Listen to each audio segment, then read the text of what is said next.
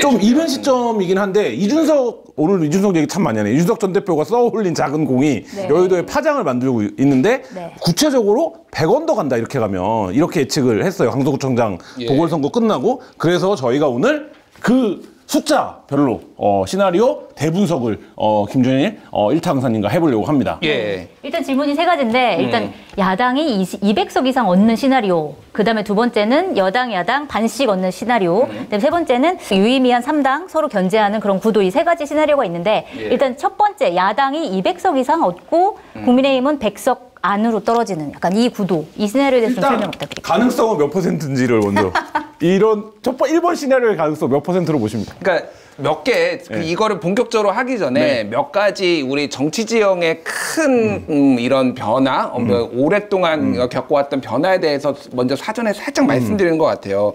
이준석 대표가 이렇게 얘기를 했어요. 19대 총선에서는 152석. 이거는 이제 2012년 말입니다. 그리고 20대 2016년에는 122석, 그리고 110석. 그래서 100석 이하로도 될 수 있는데 이렇게 되면 무슨 일이 벌어질지 모른다라고 얘기를 했습니다.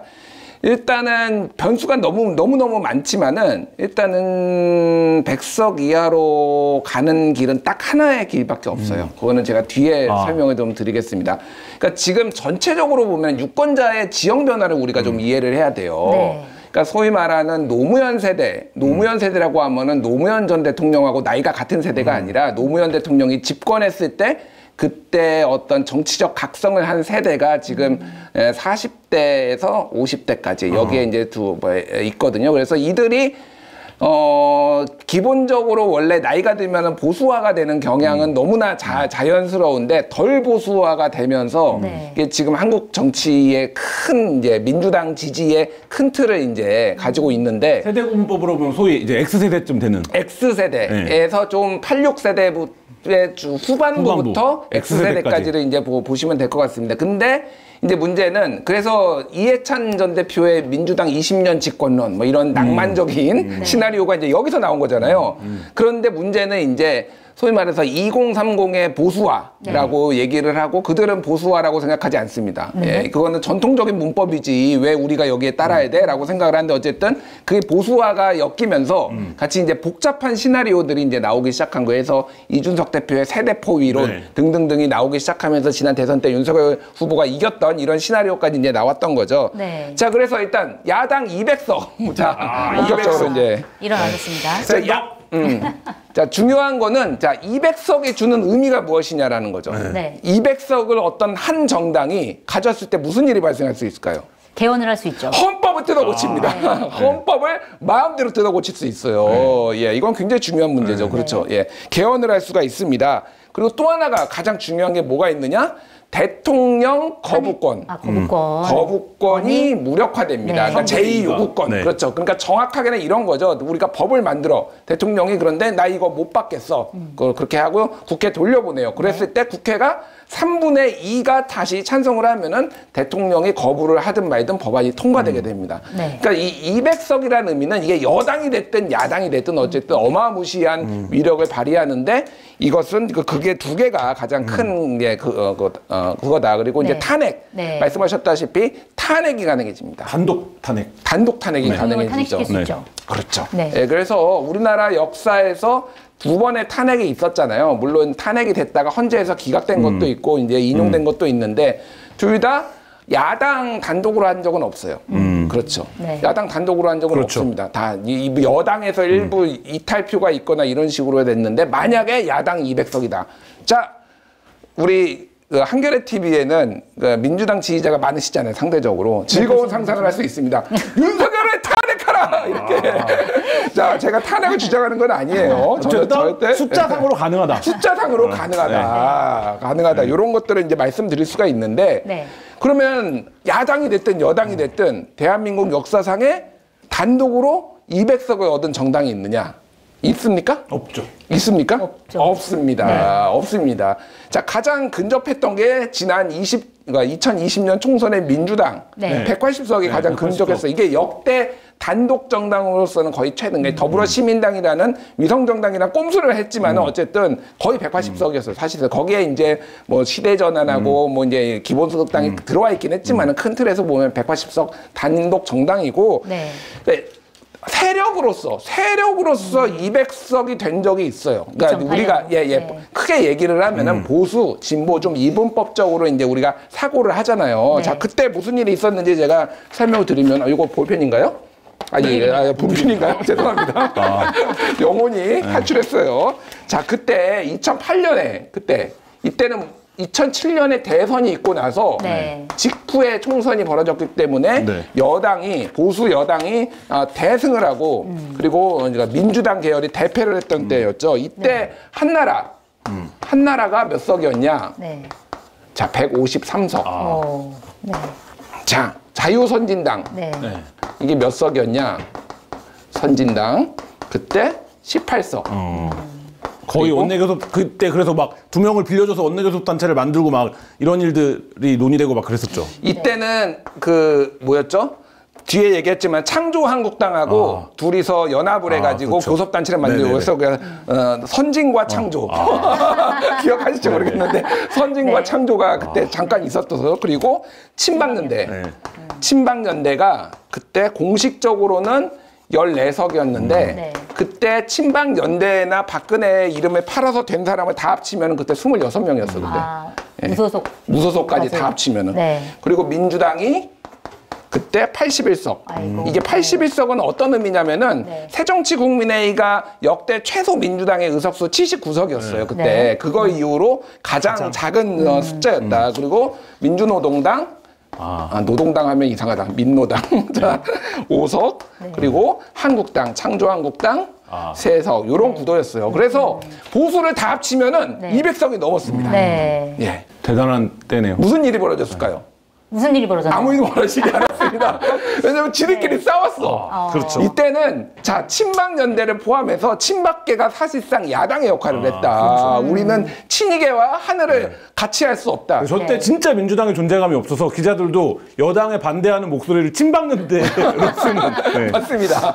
아무런 존재감이 없어. 이때 민주당은 정말로 아무런 존재감이 없어가지고 정말로 돌이켜 보시면은 그때 박근혜를 이렇게 등에 업고 이들이 이렇게 무소속으로 많이 우리나라의 소선거구제 하에서 이거는 아무것도 가능하지 않아. 그러니까 이 정도로 돌풍을 일으키는 거는 지역구에서 쉽지 않은 일입니다. 제가 말씀드린 건 뭐냐면은 자, 한 특정 세력이 크게 보면 이제 이념 성향으로 나누는 거죠. 200석을 달성했음에도 불구하고 아젠다가 없으면은 어떤 우리가 뭐를 해야 되겠다는 아젠다가 없으면은 아무 일도 일어나지 않는다. 아무 말도 하지 않으면 아무 일도 일어나지 않습니다. 자, 그래서 그런 일이 있었다라는 거는 이제 이해하시면 될 것 같아요. 자, 그러면은 민주당 단독으로 200석 가능합니까? 180석도 했는데 못할 게 뭐 있습니까? 수도권에서 싹쓸이하고 영남에서 몇 석만 더 가져오면 못할 것 같아요? 못해요. 못합니다. 왜 못하는지는 제가 뒤에서 설명을 드릴게요. 안 된다고요. 200석 안 돼요. 민주당 단독으로는 죽어도 안 돼요. 안 된다. 죽어도 안 되는 그러면 거를 자연스럽게 김준일 쌤은 2번 시나리오를 지지하시는 건가요? 지지한다기보다는 설명을 드리고 설명을 드릴게요. 자, 여당 150석 대 야당 150석. 이거의 가능성은 낮습니다. 이것도 낮아요? 여당이 150석을 할 리가 없어요. 자, 우리나라 최고의 영남권의 스타 누굽니까? 최고의 영남권의 스타? 제가 아까 앞에서 얘기했잖아. 영남권 스타 수도권 나와야 된다고. 누구예요? 현역 중에. 그러니까 기억이 안 나요. 기억이 안 나요? 있잖아요. 빌런도 스타예요. 장제원. 장제원 수도권 출마해야지. 자, 그러면 여당 150석 가져갈 수 있습니까? 안 될 것 같아요. 안 되죠. 누가 나와도 안 돼요. 지금은 윤석열 대통령이 바뀌지 않는 이상 안 돼요. 그분은 어떤 분이에요? 개사과를 하시는 분이에요. 사과를 해도 개사과를 하시는 분이고 교회에 가서 지금 추모 예배 드렸는데 옆에 김기현 앉히고 뒤에 추경호 앉히고 주변에 경호원만 있어요. 그 지금 교회에서 지금 폭로하고 난리 났잖아요. 우리 민폐다. 왜 우리 교회에 와가지고 지금 난리예요. 안 됩니다, 이분. 그러니까 여당이 150석을 가져가는 거는 불가능하지만은 제가 이제 대통령이 변화가 있다면은 가능할 수도 있는데 그런 시나리오 얘기를 하고 여당 150석, 야당 150석이 되면 어떻게 될까요? 어떻게 됩니까? 일단은 야당은 패스트 트랙이 불가능해지죠. 아, 지금 3분의 2. 2니까. 3분의 2. 아니, 5분의 3. 5분의 3이죠. 5분의 3이죠. 5분의 3이 돼야 되니까 이제 180석이 돼야지 패스트 트랙이 되는데 요게 안 되는 거 하나. 그리고 법안은 이제 야당은 막 발의를 하겠죠. 예. 통과가 안 돼요. 통과가 될 리가 없습니다. 그리고 계속 거부권. 그러니까 무한 대치. 무한 대치가 아마 5년 내내, 3년 반, 4년 내내 될 것이다라는 가능성이 높습니다. 그리고 여기에서 사실은 이 예전의 정치 문법이면은 이렇게 비등비등하면은 상대방을 존중해 줬어요, 우리가. 협상을 해야 되니까. 협상을 해야 되니까. 협상 가능합니까? 안 될 것 같네요. 아시잖아요. 어떤 분들인지 절대 안 돼요. 민주당도 안 되고 국민의힘도 안 됩니다. 제가 생각하는 최악의 시나리오입니다, 이게. 아, 최악이다. 나라가 망할 겁니다. 그러니까 조용히 망할 거예요. 지금 조용히. 같은 좀 극단의 정치가 계속될 거다. 저 시나리오대로 되면. 여기에서는 누구도 우리가 밀릴 이유가 없다, 양보할 이유가 없다, 이렇게 얘기를 해요. 그러니까 절대 이것은 불가능하다. 여기에는 이제 안 나왔지만은 그러면 지금처럼 야당 180, 그리고 여당 120. 이렇게 되면 어떻게 될까요? 지금이랑 그냥 똑같은 거 아니에요? 지금이랑 똑같아요. 이게 더 최악이긴 한데 이거는 최소한 여당이 막 지금 밀어붙이려고 하는 법안들을 막을 수는 있잖아요, 야당이. 이거는 재수 없으면 못 막아요. 어떻게 해요? 야합에 따라서 또 못 막을 수도 있습니다. 저는 이게 최악이라고 보고 이거는 지금하고 똑같고 이거는 불가능하고. 그러면 김준일 일타 강사님이 생각하는 시나리오는 제일 유력한 시나리오는 어떤 겁니까? 제가 아직 이거는 선거법 개정이 어떻게 되느냐에 따라서 우리가 좀 지켜봐야 되지만은 사실은 유의미한 3당 구도가 이거는 개인적으로 좀 됐으면 좋겠다라는 게 있어요. 이제 제가 두 가지 큰 이유를 말씀을 드릴게요. 민주당이 180석이, 그러니까 일단 첫 번째, 자, 야당 단독으로 200석은 불가능하지만요. 만약에 3당과 4당이 나오면은 국민의힘을 제외하고 200석은 가능할 수도 있어요. 여당 제외 야당 200석. 여당 단일 야당은 제외, 아니지만. 단일 야당은 아니지만은 뭐 어떤 식이 됐든 그게 중도 보수가 됐고 진보가 됐고 민주당이 됐고 해가지고 다 같이 되면은 200석이 될 가능성이 있어요. 사실은 그러면 이탄희 의원이 얘기를 하는 건데. 극우들을 제외한 나머지 200석 야당들이 연대를 할 수가 있다. 그래서 국가의 가장 큰 과제들을 해결을 할 수가 있다라는 거예요. 자, 대한민국 정치에 가장 협치라는 게 잘 됐던 시절이 언제인지 혹시 아십니까?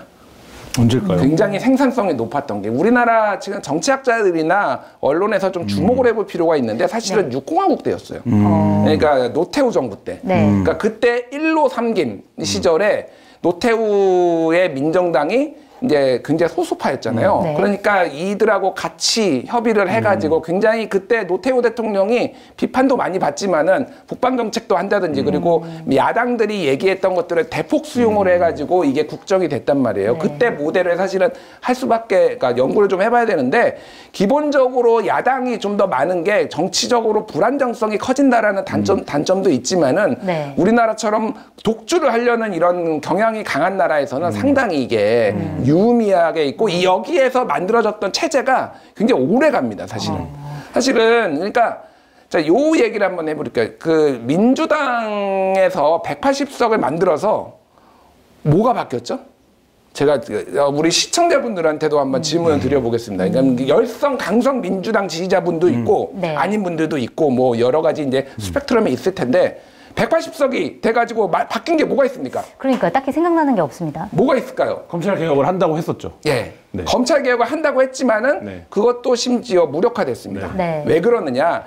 기본적으로 1대1 구도에서는 이게 오셀로 뒤집히듯이 판이 뒤집히는 경우가 많아요. 그러면은 다수연합이 만든 제도는 굉장히 오래 갑니다. 대표적인 게 공수처예요. 예를 들면 이게 공수처가 뭐 있으나 마나하다 얘기는 있지만은 그거는 야사당이 같이 합의해서 만든 거잖아요. 저 2020년 총선 전에. 그렇게 될 경우에는 이런 것들이 뒤집히지 않습니다. 그런데 이게 단독으로 만들어서 예를 들면 검수완박법 뭐 마지막에 있었던 거 이런 거는 뭐 법은 아직 남아있지만 다 뒤집혀 버렸어요. 그러니까 의미가 없어요. 그리고 그거에 대해서 사람들이 지지를 해주지 않아요. 그래서 사실은 더디 가더라도 야당들끼리 개혁에 대해서 합의하는 것끼리 하나씩 해나가는 게 지금 같은 민주주의가 어느 정도 숙성했고 언제든지 정권 교체가 가능한 대한민국 사회에서는 훨씬 더 생산성을 높일 수 있다라는 겁니다. 자, 2004년에 열린우리당이 기억하실지 모르겠는데 4대 개혁 입법을 하려고 그랬잖아요. 그때 사학법 개정, 그때 가장 핵심적인 쟁점이 국가보안법 폐지였어요. 기억하시죠? 그거 어떻게 됐나요? 안 됐습니다. 안 됐죠. 왜 안 됐죠? 왜 안 됐냐면은 그때 민주당이 다수석, 열린우리당이 다수석이었잖아요. 그때 국가보안법을 개정하자는 목소리가 있었고 폐지하자는 목소리가 있었습니다. 근데 그때 폐지하자라는 목소리가 당내에 주류였죠. 소장파. 소장파들이 오히려 중진들은 오히려 이거는 개정하자라고 했는데 소장파. 그때 대표적인 게 유시민 의원이었어요. 유시민 의원이 그 이부영 의장을 강력하게 비판을 했습니다. 왜냐하면 이부영 의장이 당시 열린우리당 의장이 그때 한나라당하고 만나가지고 개정안까지 독소 조항을 폐지하자라고 합의까지 봤어요. 근데 이거는 아니다. 폐지해야 된다라고 얘기를 하면서 그게 뒤집혀버리고 결국은 법안이 통과가 못 됐습니다. 제가 말하는 건 뭐냐면은 최근에 지금 그 헌법재판소에서 합헌 났잖아요. 그러니까 다시 한번. 사실 저는 개인적으로 그 독소 조항 예를 들면 찬양고무죄 7조 1항 그 7조 5항의 이적 표현물 소지 이거를 가지고 처벌을 하는 거는 민주국가에서 말이 안 된다고 보거든요. 근데 그때 2004년에 2005년에 이미 합의를 했어요. 그거를 독소 조항을 없애자고. 사실 개정만 했었어도 개정만 했었어도 진전이 있었을 텐데. 그러니까 제가 말하는 건 뭐냐면은 구도가 이런 식으로 돼요. 1대1로 딱 협의를 하면은 당내 강경파들이 이거를 하지 말자라고. 그래서 원래 선명하게 얘기하는 사람이 더 세거든요. 목소리가 커진다. 목소리가 커져요. 그러면서 이게 무산되고 되더라도 뒤집히고 이런 경우가 많은데 이게 만약에 다당제였다. 여러 정당이 해서 만든 안이 이렇게 됐다라고 하면은 뒤집히지가 않는다는 말이에요. 그래서 제가 말씀드리는 거는 유의미한 3당 구도가 더 우리나라 민주주의를 위해서는 지금 현재 항상 그랬던 건 아니지만 지금은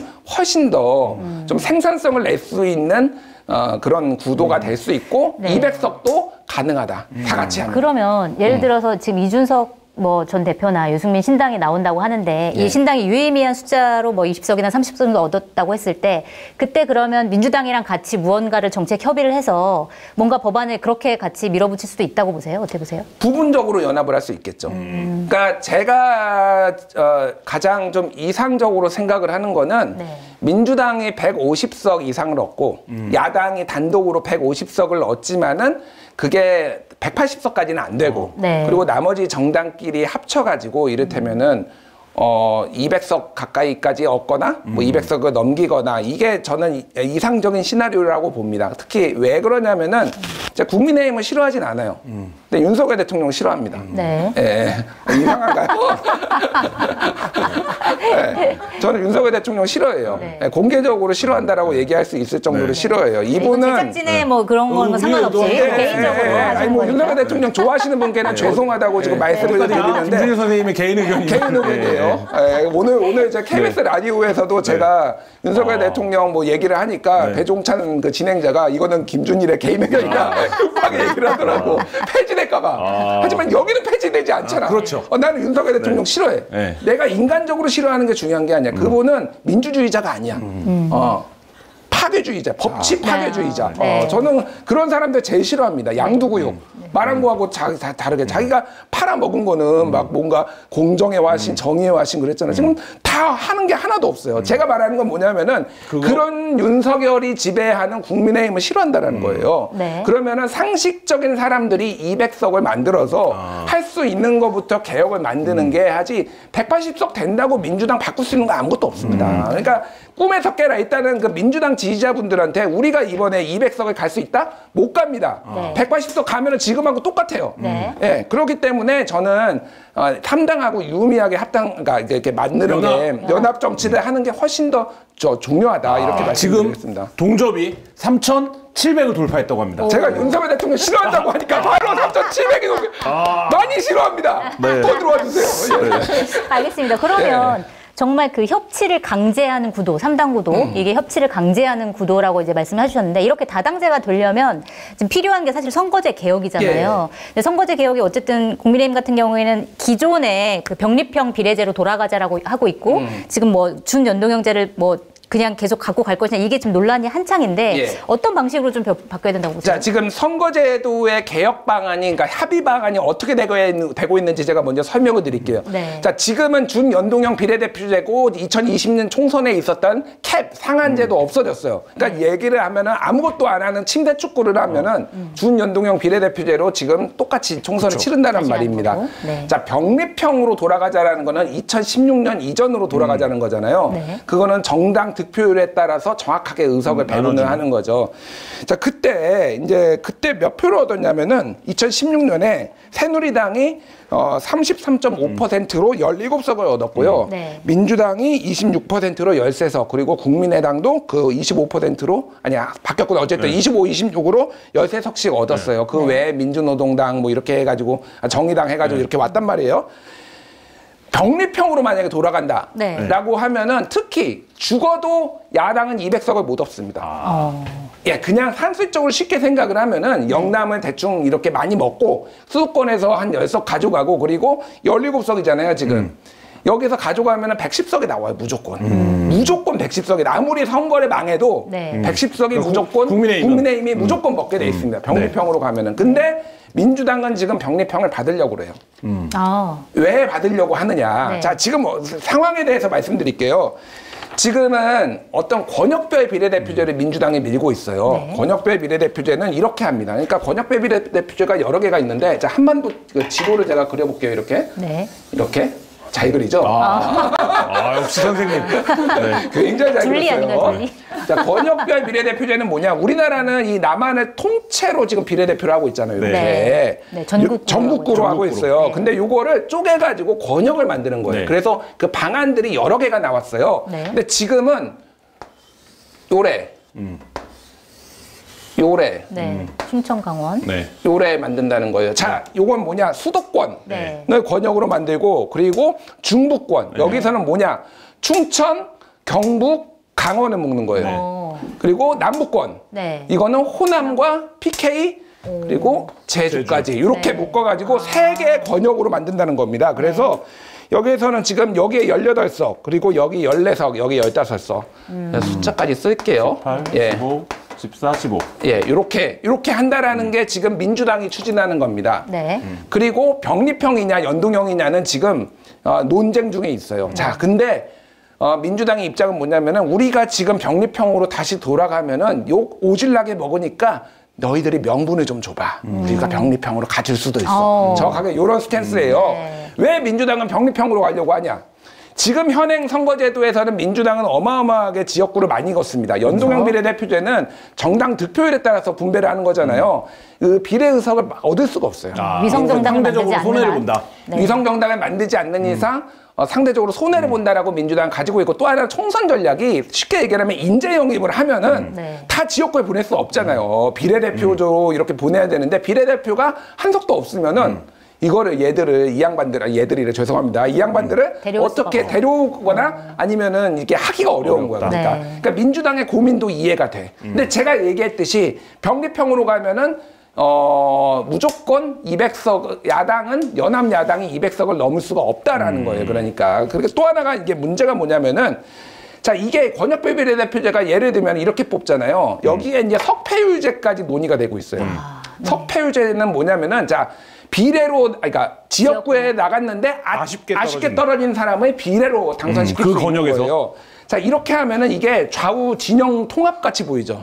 자, 보자고요. 근데 자, 그러면은 석패율제의 가장 큰 특징은 뭐냐면은 민주당에서 영남에서 열심히 했던 사람을 구제를 하자라는 거예요. 그래야지 이쪽에도 지역 정치인들이 좀 희망이 있을 거 아니에요. 다음 반대로 국민의힘에서도 호남에서 열심히 하는 사람은 좀 구제를 하자라는 거잖아요. 자, 이렇게 묶이면 어떻게 되나 볼까요?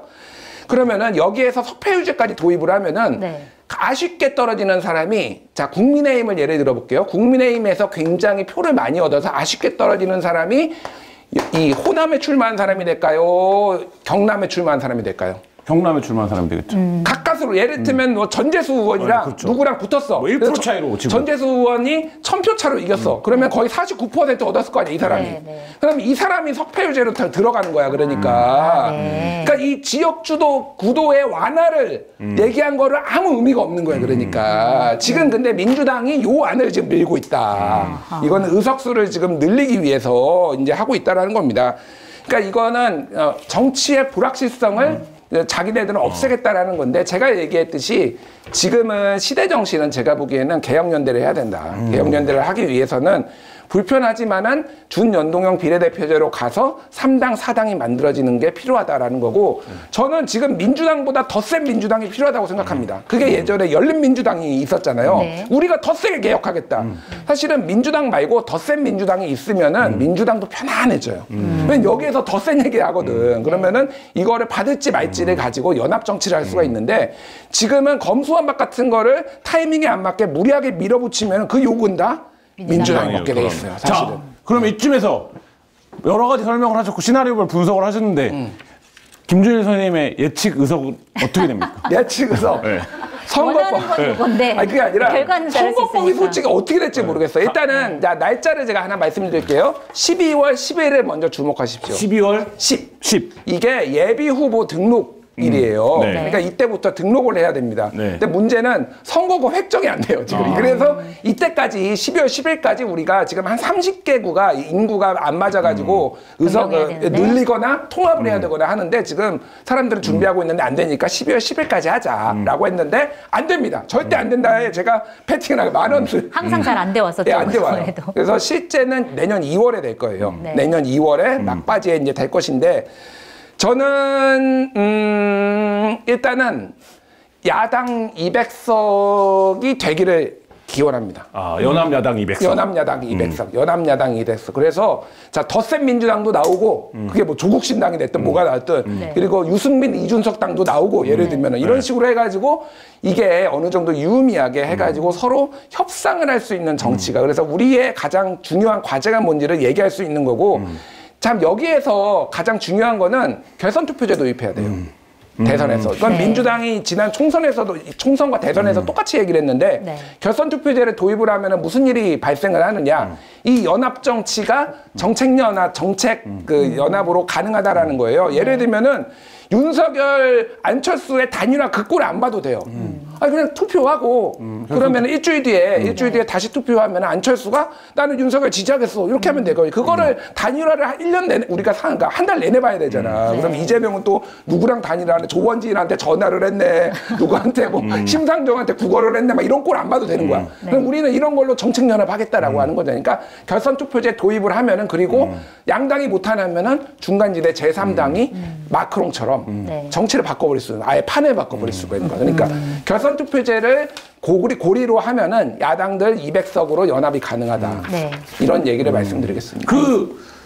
뭐 가장 촉이 좋은 시사평론가 중에 한 분이니까 여쭤보면, 여야가 지금 어쨌든 진영으로 나눠져 있잖아요. 그러니까 보시기에 뭐 방송도 많이 하시고 사람들도 많이 만나시니까 이 사람이 여기서 나오면 경계 대상 1호다, 파워가 있을 거다, 뭐 이런 인물들 있습니까? 그러니까 제3지대 말씀하시는 거죠? 제3지대 포함 뭐 민주당, 국민의힘 다. 국민의힘에서 그러니까 보수. 한동훈이 나오면 민주당 입장에서는 굉장히 이 사람은 큰 영향력을 미칠 사람다. 약간 이런 식으로? 제가 나오면 좀 영향력이 있잖아요. 농담이고요. 네. 농담입니다. 저는 그러니까 일단 말씀드리면은, 저는 요 제3정당이나 이 다당제를 만들기 위해서 여러 정치인들하고 사실 얘기를 하고 있어요, 제가. 이런 뭐 이탄희 의원 뭐 오늘 인터뷰도 하셨는데 한겨레 20이라고 뭐 그분하고도 얘기를 하고 있고, 다른 소장파 정치인들하고 사실 얘기를 하고 있습니다. 조금 대한민국의 정치를 좀 바꿨으면 좋겠다. 제가 뭐 정치를 하진 않더라도 그렇게 이제 얘기를 하고 있으니까 그거를 좀 노력하는 거를 좀 지켜봐 주셨으면 좋겠고, 뭐 동의하실 수도 있고 안 하실 수도 있습니다. 그 부분에 대해서는 다 존중을 합니다만, 저는 그게 신념이에요. 저는 지금 이준석을 봐야 된다, 결국은. 이준석, 유승민. 그리고 이준석 단독이 아니라 지금 대한민국에서 본인의 표를 지분을 가지고 당을 만들어서 이거를 파괴력 있게 할 수 있는 사람은 이준석, 유승민 이 사람들밖에 없다. 왜냐하면은 진보라고 불리는 민주당 쪽에서는 사실은 조금 그런 티켓 파워가 있는 분이 없어요.